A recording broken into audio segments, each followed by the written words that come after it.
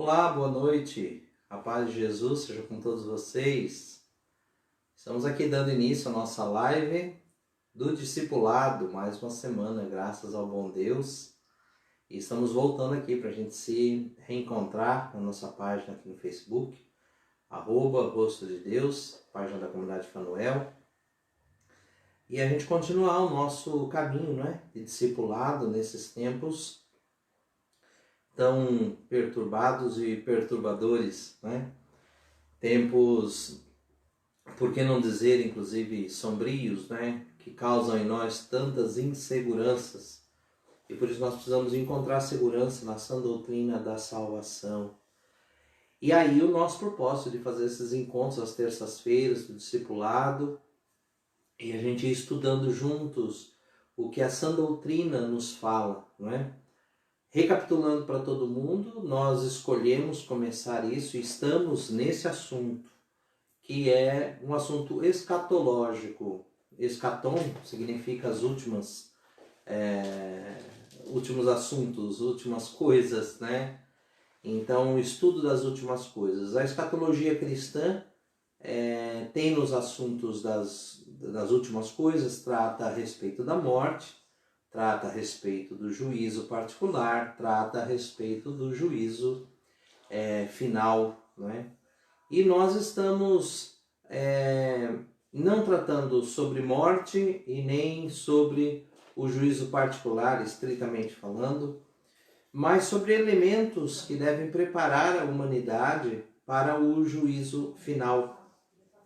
E por que escolhemos este caminho de estudo, esses pontos de estudo, Porque vivemos dias desta pandemia, Que quer dizer, uma coisa aí global, generalizada. Vivemos tempos de globalização, vivemos o peso de instituições mundiais, Que estão se organizando ainda cada vez mais pesadamente. E isso gerou na mente de muitas pessoas perguntas, E nós também. Será que vivemos sinais dos dias do fim? Já se vão 2000 anos da vinda de nosso Senhor Jesus Cristo em carne, tendo nascido Ele,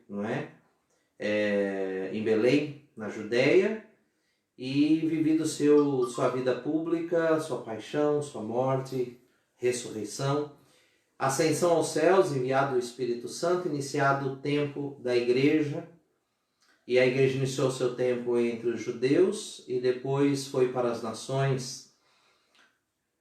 É toda essa história que já tem percorrido, que já tem acontecido.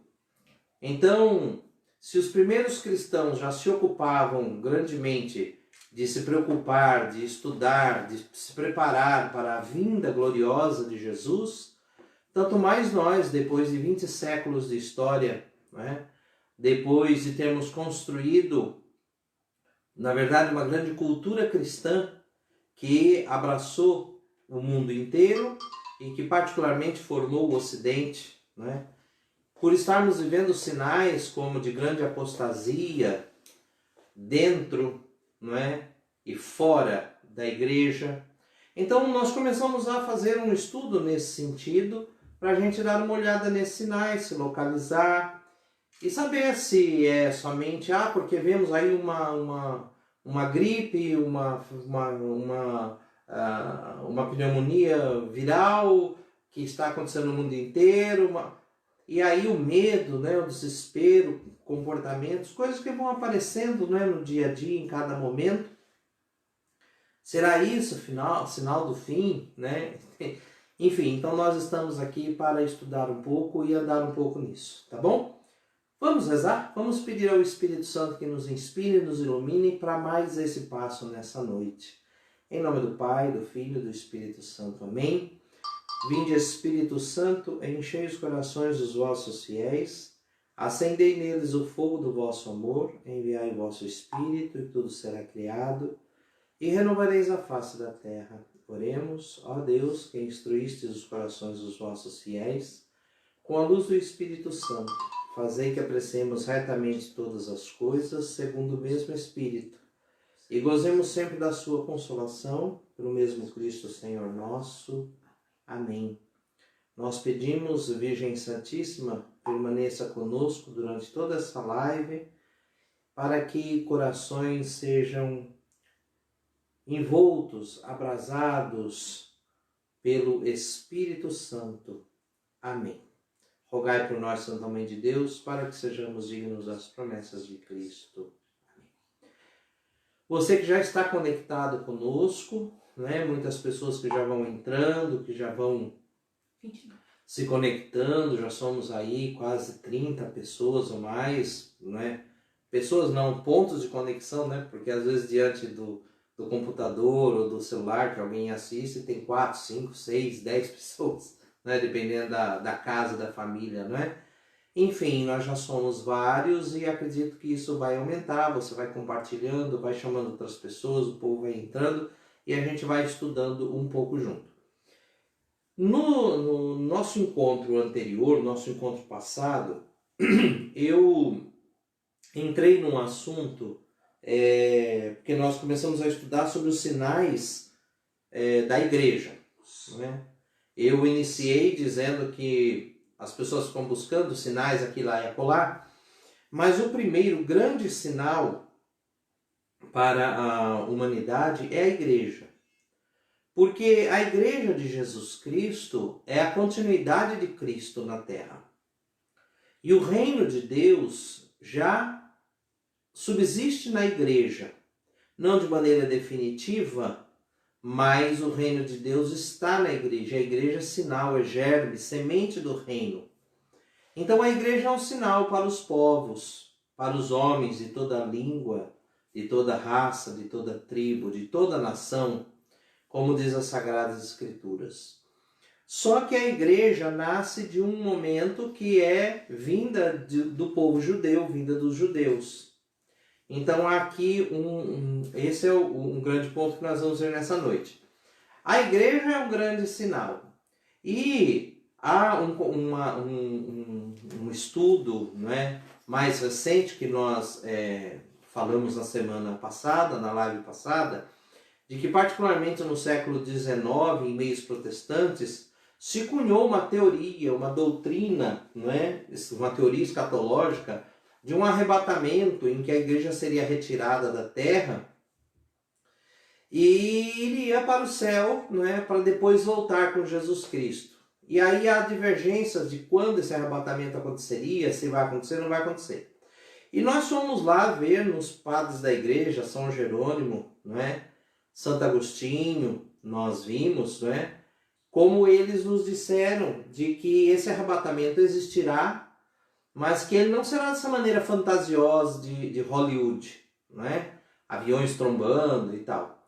Mas ele acontecerá. Agora, ele acontecerá imediatamente após a ressurreição dos mortos, mas não de todos os mortos, não é? Mas a ressurreição daqueles que morreram em Cristo, é o que diz na primeira carta de São Paulo aos Tessalonicenses. Aqueles que morreram em Cristo ressuscitarão primeiro. E aí a igreja nos ensina, os padres da igreja nos ensinam que então os que estiverem vivos naquela ocasião, os cristãos fiéis, eles serão arrebatados. E a igreja ensina que isso será como uma morte, uma ressurreição repentina. O Novo Testamento, o Apocalipse, fala que haverá uma primeira ressurreição. E essa primeira ressurreição ocorrerá neste momento, a ressurreição dos bons e o arrebatamento dos bons, que será uma morte e ressurreição imediata. Mas primeiro, os que já morreram no Senhor. Na verdade, não é, no dia que nosso Senhor Jesus Cristo morreu na cruz do Calvário, o Evangelho nos fala que houve uma ressurreição em Israel, de vários do Antigo Testamento que eram fiéis ao Senhor e que então subiram para o céu. A igreja sempre creu que a Virgem Maria passou por esse primeiro arrebatamento, foi a primeira pessoa, como primícia, porque São Paulo coloca que há uma ordem, primeiro os mortos, depois os vivos, e são como primícias.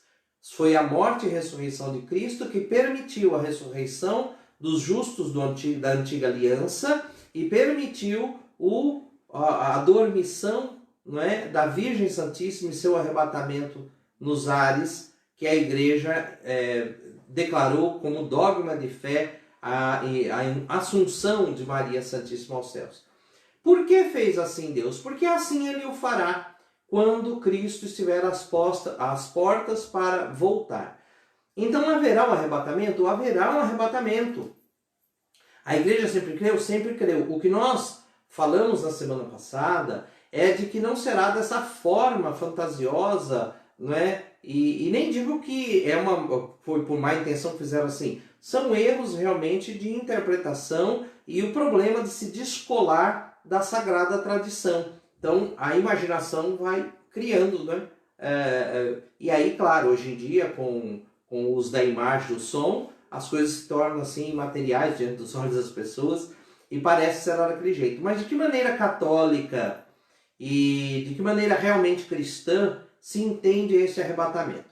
Então, eu disse como ele será. Agora veja, eu aqui trago para vocês uma doutrina muito precisa, que é o primeiro catecismo católico, se pudermos dizer assim, ou o primeiro livrinho fora dos evangelhos, das Sagradas Escrituras, o primeiro livretinho, os primeiros escritos cristãos que falam da sã doutrina. E ele é conhecido por nós, não é, com o título de Didaqué. Não é?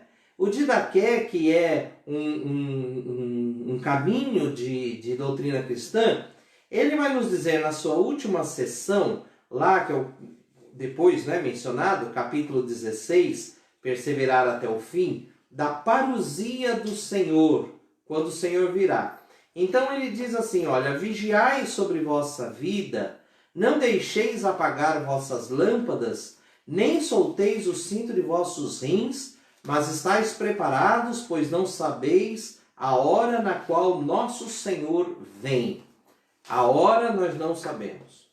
Reuni-vos frequentemente para procurar a salvação de vossas almas, pois todo o tempo de vossa fé não vos servirá de nada, se no último momento não vos tiverdes tornados perfeitos. É por isso que nós estamos nos reunindo à distância, não é? Mais unidos e menos reunidos fisicamente, mas para a gente se preparar e estar perfeitos. Com efeito, nos últimos dias se multiplicarão os falsos profetas e os corruptores. As ovelhas se transformarão em lobos e o amor em ódio.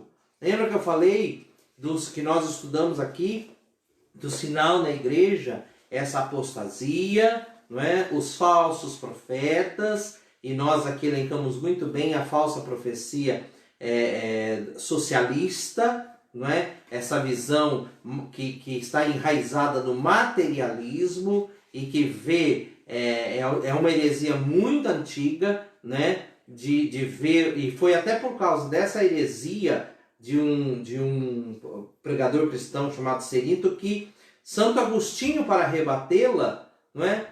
Usou de tanta argumentação sobre o reino de Deus, a volta de Cristo como algo sobrenatural e celeste, que Santo Agostinho acabou por ser tomado pelos séculos como contrário a uma vinda de Cristo para céus novos e terra nova, mas como que confundiram, não é? O que Santo Agostinho ensinou, dizendo que assim a volta de Cristo se misturava com o fim do mundo. E não foi isso que Santo Agostinho quis dizer. Mas é porque essa heresia antiga de imaginar que nós construiremos aqui nessa terra o reino de Deus. Você já deve ter ouvido conversas assim, às vezes em missas, em homilias, em programas de televisão, de rádio, na internet ou em livros, o projeto de Deus. Você já deve ter ouvido esse tipo de coisa. Deus tem um plano, Deus tem um plano, mas Deus tem um projeto da sociedade solidária, não é? Por exemplo, palavras como fraternidade, igualdade, não é? Liberdade, são palavras que a Revolução Francesa, que foi altamente anticristã, apregoou para todos os cantos. Esta falsa profecia vem circulando pelos séculos.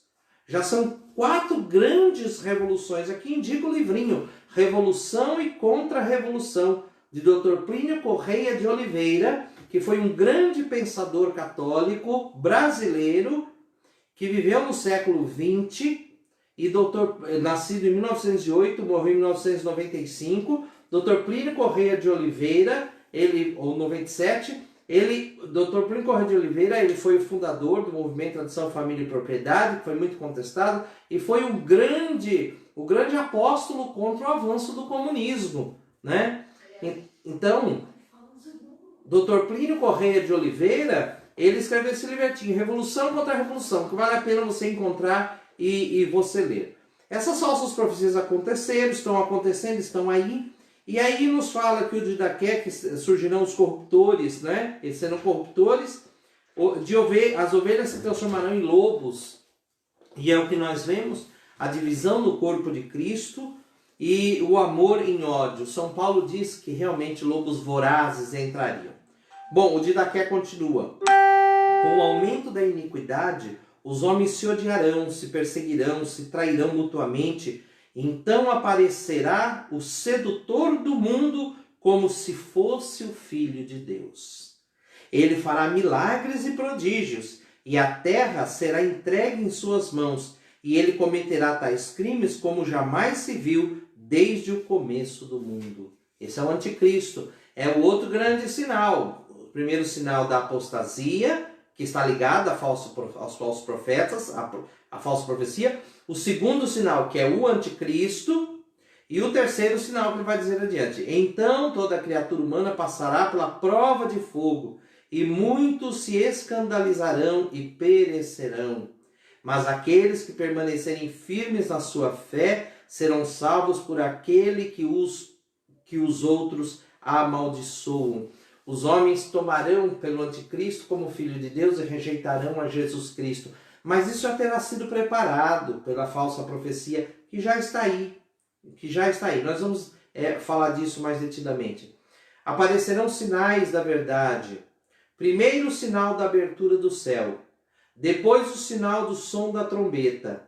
E em terceiro lugar a ressurreição dos mortos.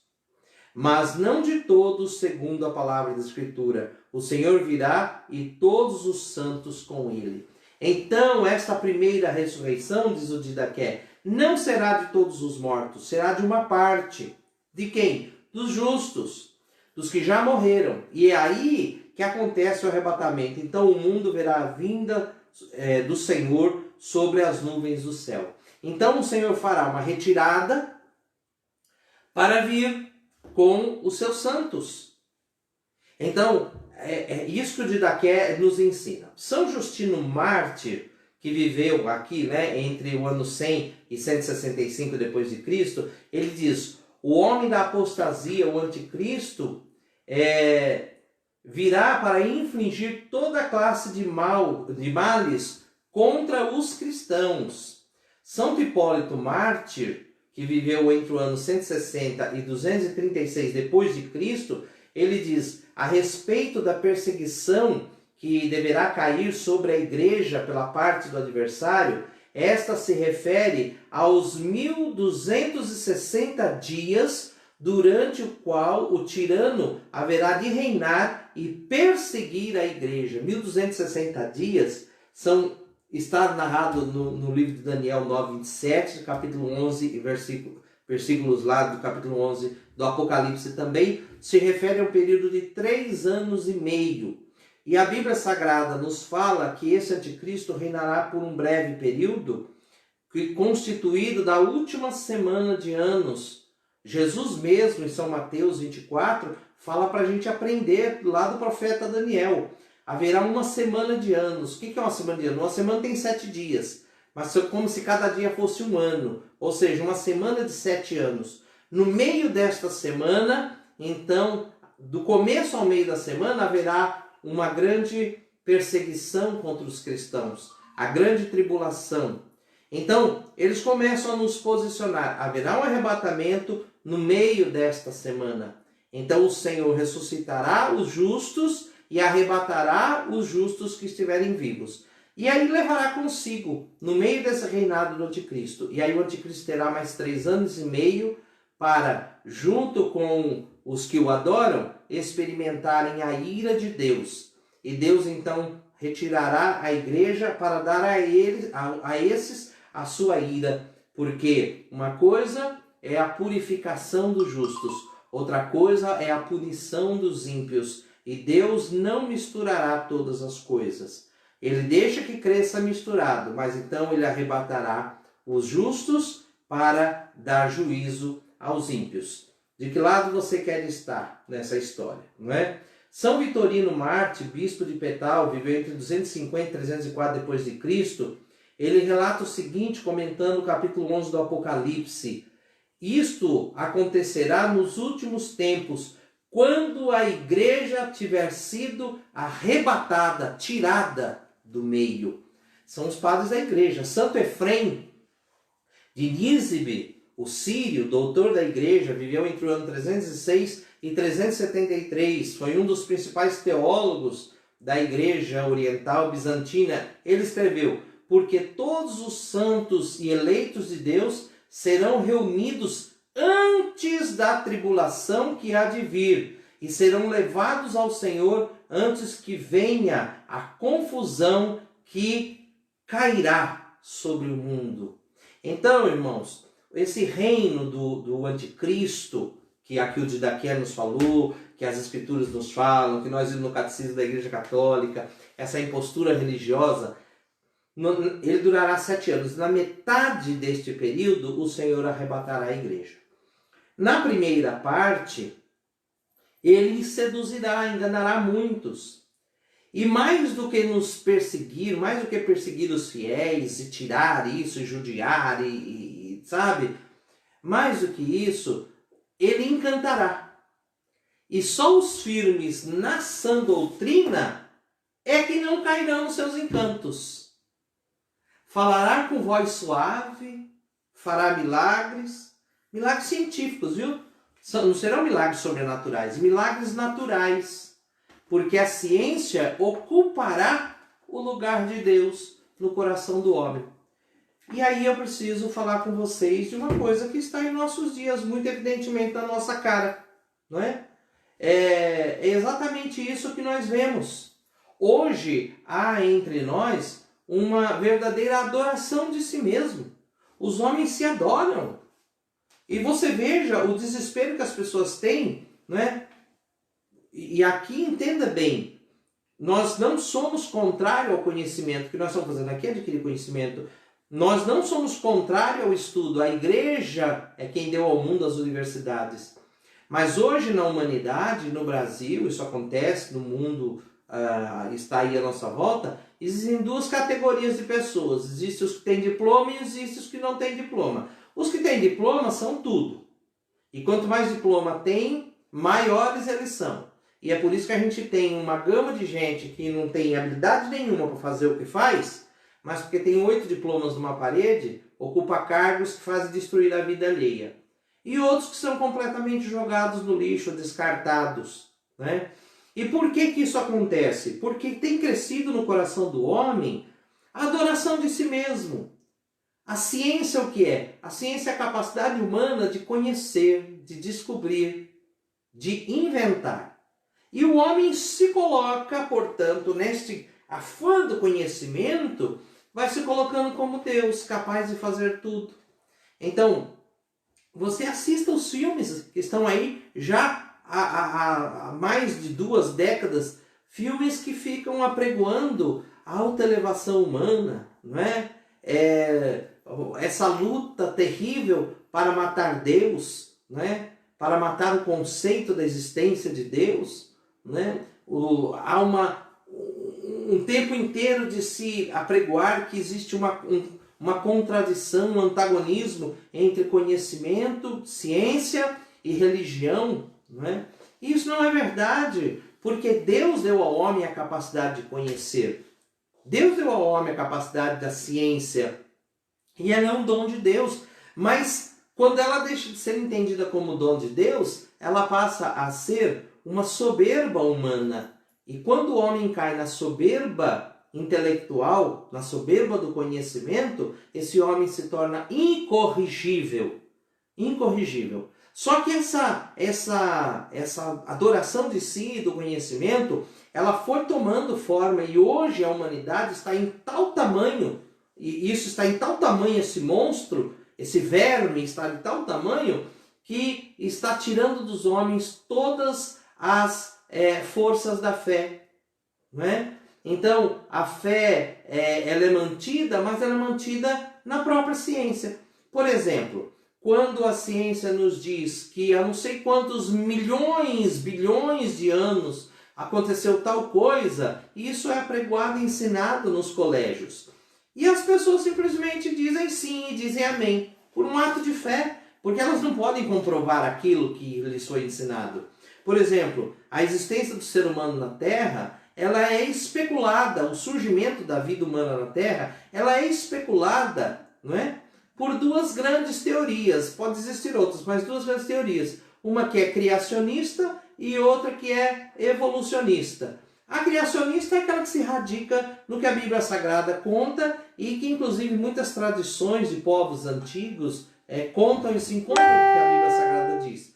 Que há um Criador, né? Mas hoje nem pode falar Criador, porque eles falam em design inteligente, que é para ser aceito como um termo científico. Não, mas essa é bobagem, onde já se viu como Deus poderia ter criado assim, assado, não é? Não, de maneira nenhuma. Então, isso é jogado de canto no fundo da gaveta e não pode ser ensinado nas escolas, não pode ser dado às crianças de conhecer isso, porque isso não é crível, isso é uma bobagem. Mas ensinar que um amontoado de moléculas resolveu virar células e essas células resolveram virar um tipo de girino, que depois resolveu criar perna, que depois saiu da água, que depois foi virando um bicho e que esse bicho foi se metamorfizando e foi virando um tipo de primata do qual saiu macaco, Isso é crível e ensinado nas escolas quando não passa de uma teoria também. Então, para crer nisso é preciso ter fé, porque isso não é provado e não é provável. A fé foi tirada das Sagradas Escrituras e do sobrenatural para pôr sobre um mundo natural, naturalista e materialista.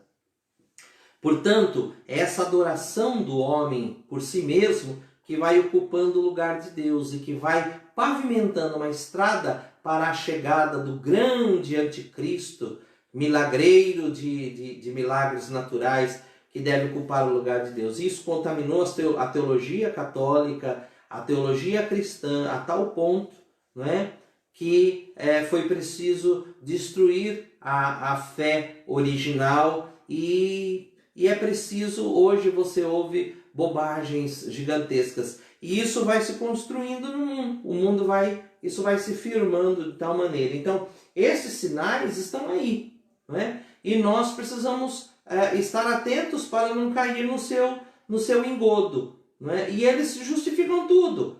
Por exemplo, hoje mesmo eu via o decreto do governador de Santa Catarina dizendo que as igrejas poderão funcionar, mas a distribuição da Eucaristia terá que ser feita em hóstias envoltas em saquinhos plásticos para que não haja contaminação, porque afinal de contas as ciências médicas disseram tudo como tem que ser e quem não seguir poderá ser revogado desse o direito de fazer o culto. Culpa disso é da famigerada, em muita parte, teologia protestante, que fez esvaziar na mente de muitos cristãos o sentido sagrado, o mistério da transubstanciação e achar que a Eucaristia é apenas um pedaço de pão que faz lembrar. Se é só um pedaço de pão, pode vir dentro de um pacote, pode vir dentro de uma caixinha. Não é verdade? Para o católico não, porque para a sã doutrina não. É nosso Senhor Jesus Cristo. E isso mas não é só o mundo. Você olha dentro da igreja, quantos repudiam, inclusive ocupando cargos, não é? Cargos eclesiásticos, repudiam veementemente que um cristão se ajoelhe para receber a Sagrada Comunhão, porque é só para receber, fazer memória, só para lembrar, não é? A nossa comunhão, como se a gente fosse o clube dos amiguinhos de Jesus. Então esse esvaziamento já preparou, pavimentou, tem pavimentado um caminho. Então, irmãos, haverá um arrebatamento? Haverá. O homem já está encantado? Está. Manifestar-se-á o anticristo? Sim, se manifestará e muitos cairão vivamente no seu engano. Há organismos mundiais que podem promover um governo mundial e um anticristo assim? Claro que há. A ONU, não estamos contra a ONU, mas a ONU prova isso, a existência de uma organização internacional. E quem não bater continência, a gente vê aí agora esse negócio da pandemia, essa Organização Mundial da Saúde contestada por alguns, inclusive o presidente norte-americano, retirando as verbas que envia para lá, mas o que faz pessoas? Meu Deus, o fulano da Organização Mundial da Saúde falou.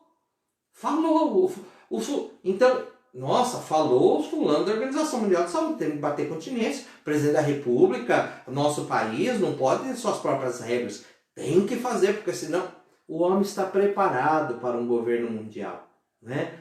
Por exemplo, no dia que o ex-ministro da Saúde do Brasil, o Dr. Henrique Mandetta, deu seu discurso de despedida do ministério para que o novo ministro, Dr. Nelson Teich, assumisse, o Dr. Henrique Mandetta falou assim, que o que virá depois do coronavírus será muito mais um trabalho do Ministério de Relações Exteriores do que do Ministério de Economia, porque ele quer ver como o Brasil vai se sentar à mesa para tratar sobre a nova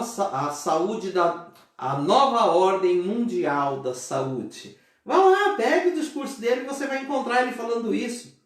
Está desenhado, meus irmãos, está desenhado. E muitos católicos, muitos cristãos já estão acomodados. Poderão aceitar. Eu vi gente postando hoje na internet assim, ai, que pena que quer entregar a hóstia no saquinho. Porque já não crê mais, porque perdeu a noção. Entende? E eles, a quem nós autorizamos que fechassem nossas igrejas em nome da saúde, definirão também como nós cultuaremos o nosso Deus, ou Deus que eles querem que nós cultuemos. Então, permanecer firme, eis um sinal, um grande sinal. E o arrebatamento virá. No meio do governo do anticristo. Quando começará o governo do anticristo? Eu não sei precisar para você. Nem posso te precisar quando ele começará, porque eu não posso te dizer quando acontecerá o arrebatamento. Né? Nós não sabemos exatamente. Mas esses sinais. Então nós temos falado de sinais. São sinais na igreja. Tanta coisa para a gente falar, mas eu só posso dizer nesse momento isso, para a gente poder avançar e evoluir. Mas existe um outro grande sinal, que é o sinal sobre Israel. Porque a igreja veio de Israel. A fé veio de Israel. Presta atenção nessa frase que eu vou lhe dizer. A fé veio de Israel. E a fé voltará para Israel. Nós recebemos a Jesus e ele disse o que é samaritano lá no poço de Jacó. A salvação vem dos judeus. Então, São Paulo tem uma profecia que ele diz lá na carta aos Romanos, no capítulo 11, onde ele fala sobre esse mistério da rejeição em parte que Israel fez de Jesus Cristo e depois de como Israel voltará a isso.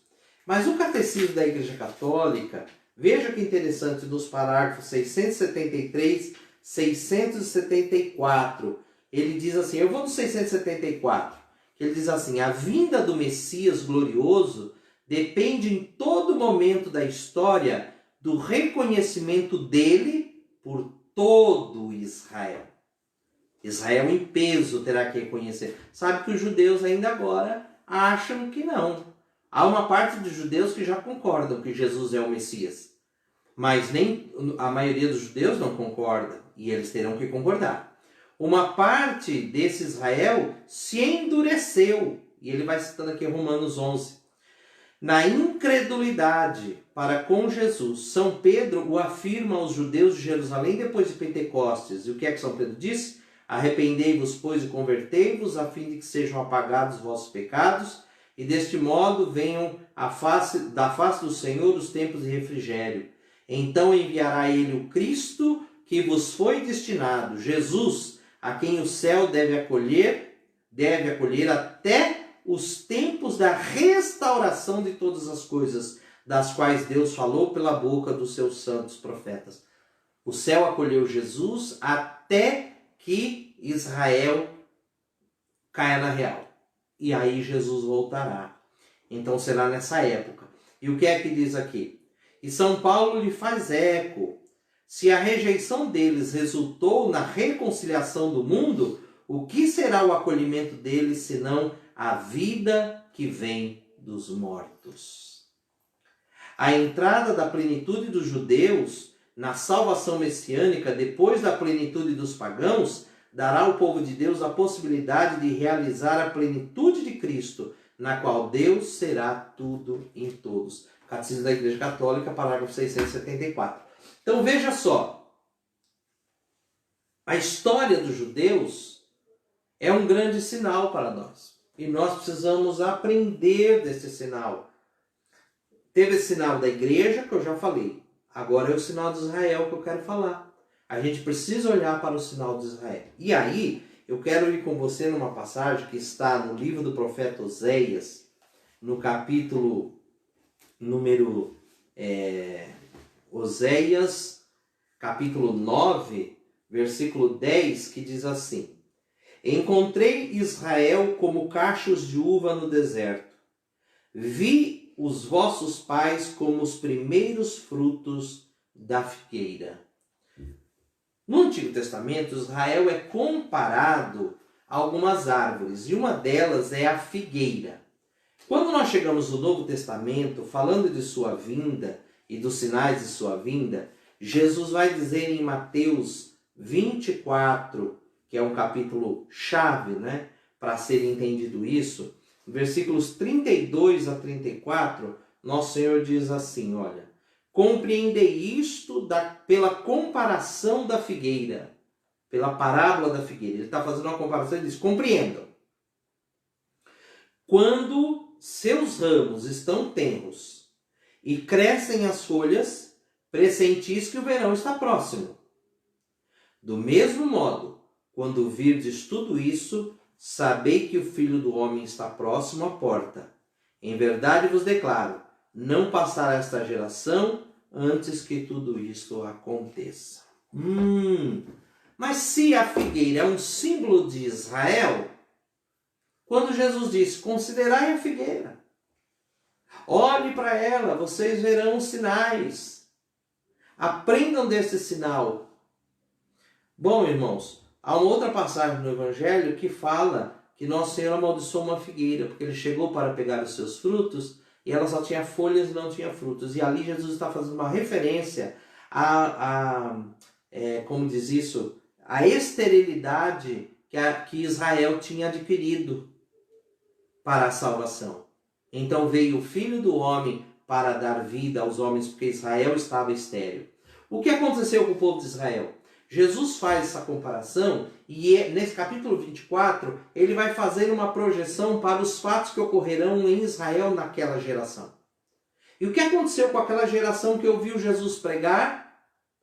Foi a geração que viu a queda de Jerusalém no ano 70 da era cristã. Grave esse número, ano 70. Estudos já nos provam, né, no ajuste do calendário que nós temos, o calendário gregoriano, isso é um outro tema. O calendário gregoriano dá, né, que Jesus, a contagem do tempo começa com o nascimento de Jesus, daí separou, né, a história, antes de Cristo e depois de Cristo. Como se Jesus tivesse nascido no ano 0. Mas estudos mostram que quando Jesus nasceu, né, aquele período era, comparado ao calendário gregoriano, era antes do ano 0. Né? Então, o ano 70 da nossa era, na verdade, está aí entre 70 e 80, ou por volta do ano 80, na verdade. Né? Mas esse período aí foi da primeira geração do cristianismo. E a primeira geração do cristianismo viu a queda de Jerusalém e a dispersão dos judeus. E ali caiu o reino de Israel. Ali os judeus deixaram de ter sua pátria e foram dispersos pela humanidade. Jesus usa isso como um sinal. A igreja está nos dizendo que sem a conversão de Israel não haverá essa volta do Senhor. Um sinal é Israel. Bom, então nós temos que olhamos sinais da igreja, vamos olhar sinais de Israel. E o que é que nós vemos nos sinais de Israel? No livro do profeta Isaías, deixa eu ir com você lá em Isaías, no capítulo 66, Isaías fala dos tempos messiânicos, ele fala das profecias futuras.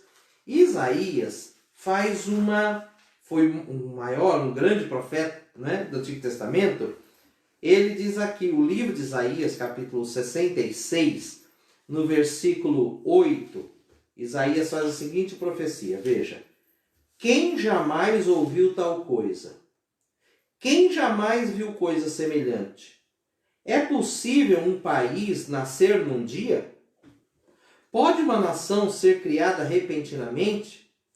Desde as primeiras dores, Sião deu à luz a seus filhos. Inclusive que essa parte final, desde as primeiras dores, ela também é traduzida de outra forma, para dizer assim, quando isso acontecer, então são as dores de parto. Bom, é uma profecia que se cumpriu, você sabia? Literalmente se cumpriu no dia 14 de maio de 1948. Não há nos relatos da humanidade a criação de um país em um dia, a não ser a criação do Estado de Israel pela ONU em 14 de maio de 1948. Inclusive, que Israel tem grande apreço pelo Brasil, porque foi o Dr. Oswaldo Aranha, o homem que estava ali trabalhando na ONU nessa ocorrência da declaração do nascimento do Estado de Israel. O Estado de Israel surgiu, portanto, há 72 anos. Né? Foi em 1948. Em 2018, fez 70 anos o surgimento do Estado de Israel. Foi até feito grande festa. Né? Compare isso com a profecia de Jesus. Ele disse, não passará esta geração sem que tudo isso aconteça. De fato, não passou da primeira geração cristã sem que Israel fosse disperso. E nós estamos na geração em que Israel foi congregado.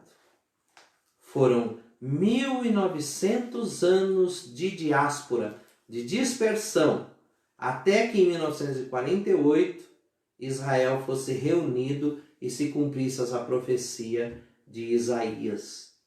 Então, em 1948, começam tempos diferentes. Nós fazemos parte desta geração. O Salmo 90, versículo 19, diz que a geração de um homem é 70 ou 80 anos para a mentalidade bíblica, a mentalidade que escreveu a Bíblia, dos judeus. Então, será a nossa geração? Este é um sinal muito interessante.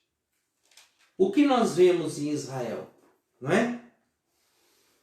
Os árabes tentaram prejudicar esse estabelecimento do Estado de Israel, e nos anos 60, na década de 60, houve uma guerra que durou apenas 6 dias. Israel, com mão esmagadora, destruiu. Um sinal que precedeu o surgimento do Estado de Israel foi o grande holocausto judeu, a guerra, a Segunda Guerra Mundial e a inexplicável perseguição que Hitler teve aos judeus. É este um sinal que nos fala que assim como Deus restabeleceu o Israel terreno, então ele restabelecerá o Israel celestial? Assim como Israel foi disperso para que a fé fosse para as nações, e passados 1900 anos Israel é recongregado, a fé estará voltando para Israel? Esses sinais valem a pena que a gente observe.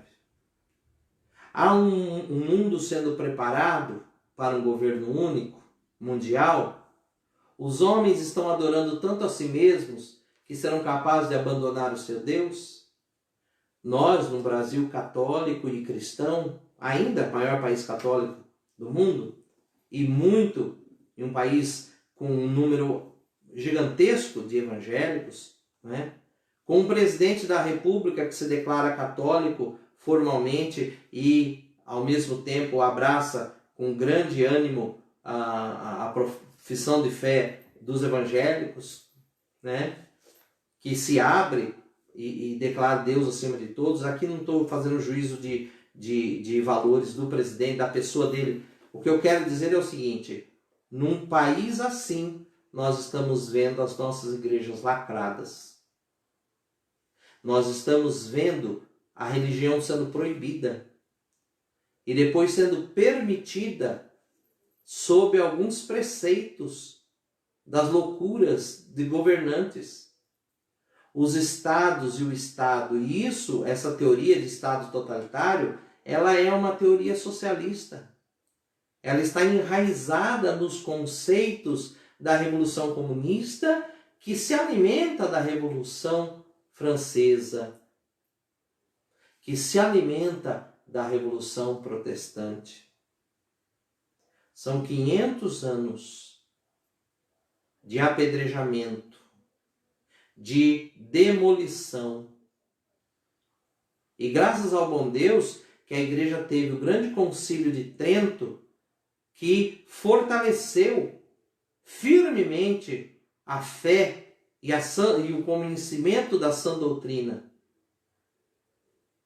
Então, amados irmãos, o que é que nós vemos? Nós vemos tempos assim. Esses são os sinais que devem nos chamar a atenção. Por que eu vim falar disso? Por que estamos fazendo essas lives? Porque, infelizmente, a maioria de nós não enxerga esses sinais. Não nos é falado a respeito deles, como os primeiros padres falaram. Mas o fato é, quando o anticristo se manifestar, ele vai enganar o mundo inteiro. Inclusive, os judeus acharão que ele é o próprio Messias, não Jesus Cristo, mas o Messias da forma que eles imaginam. E darão a ele a chave de Davi. Ou seja, ele entrará triunfal em Jerusalém, não como entrou o verdadeiro Messias, num jumentinho. Ele se assentará num templo. Santo Tomás de Aquino, eu citava na live passada, disse, né? Mas será que haverá, né, um novo templo? Muitos não acreditam. Mas Santo Tomás está lá no século XIII. Porque ele falava, não poderá haver um novo templo porque não haverá de novo Jerusalém terrena. Isso é o século XIII. Porém, nós vivemos no século que vimos, e está aí, Jerusalém está aí. Eu não estou falando de uma coisa que vai acontecer. Já aconteceu, todo mundo viu, né? O primeiro-ministro de Israel esteve no Brasil, Benjamin Netanyahu, está aí, não está? Está aí. Então, para a época de São Tomás de Aquino, isso era uma coisa tão distante que dizia, não, será no templo de Deus a igreja. Mas, irmãos, quando esse anticristo se manifestar, ele vai enganar o mundo inteiro. E quem não estiver firme no Senhor, na sã doutrina, vai cair no engodo, porque é muita ciência, muita tecnologia, muito conhecimento, né? Estão nos dando todas as coisas, né? O Estado pode dominar tudo, né? E esse grande novo sacerdote que ocupará o lugar no templo de Deus. E aí, quando Israel abrir os olhos, a paz falsa que o anticristo deu a Israel, porque ele vai promover uma união das nações, a paz no Oriente Médio. Mas quando essa paz falsa, e todos disserem paz e segurança, né? Quando essa paz falsa for rompida, Israel perceberá. E aí a igreja será arrebatada. E então Israel se converterá. E aí Deus permitirá os 3 anos e meio últimos desse reino maligno debaixo da ira de Deus. E depois desses dias, o Senhor descerá dos céus e virá com os santos, os que já foram